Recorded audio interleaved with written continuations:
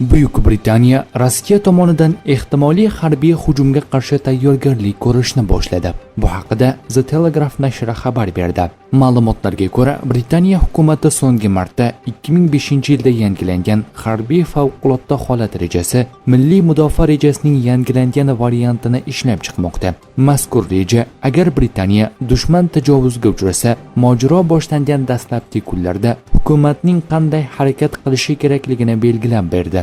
Maxfiy hujjatda urush e'lon qilinishi holatida hukumatning javob choralari, vazirlar mahkamasi a'zolari va qirollik oilasini himoya qilish uchun mo'ljallangan bunkerlardan qanday foydalanish, temiryo'l va avtomobil yo'llari, fuqaro floti, pochta va telefon tarmoqlari, ommaviy axborot vositalarini ishlash tartibi hamda zaruriy resurslarni jamg'arish bo'yicha chora-tadbirlar bayon etiladi.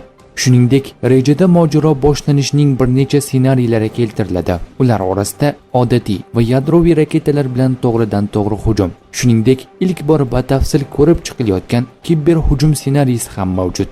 The Telegraph nashriga ko'ra, ushbu reja yaqin 10 yilliklarda ommaga oshkor qilinmaydi. Bu parallel ravishda Buyuk Britaniya mudofaa vaziri Jon Hill ilgari konservativ partiya davrida armiya yetarlicha moliyalashtirilmagani va harbiy qudrat ancha susayganini tan oldi. Uning so'zlariga ko'ra, Britaniya so'nggi yillarda faqat cheklangan harbiy operatsiyalarga tayyorlangan, biroq to'liq urush holatiga tayyor emas. Agar biz urushga tayyor bo'lmasak, dushmanni ham to'xtata olmaymiz, dedi u. Qayd etish joizki, 2024-yil fevral oyida Britaniya Mudofaa vazirligi harbiy kuchlari yuqori intensivlikdagi janglar uchun zaruriy tayyorgarlik va resurslarga ega emasligi haqidagi hisobotni e'lon qilgan. Unda muntazam urushga tayyorgarlik yetarli darajada ko'zda tutilmayotgani ta'kidlangan.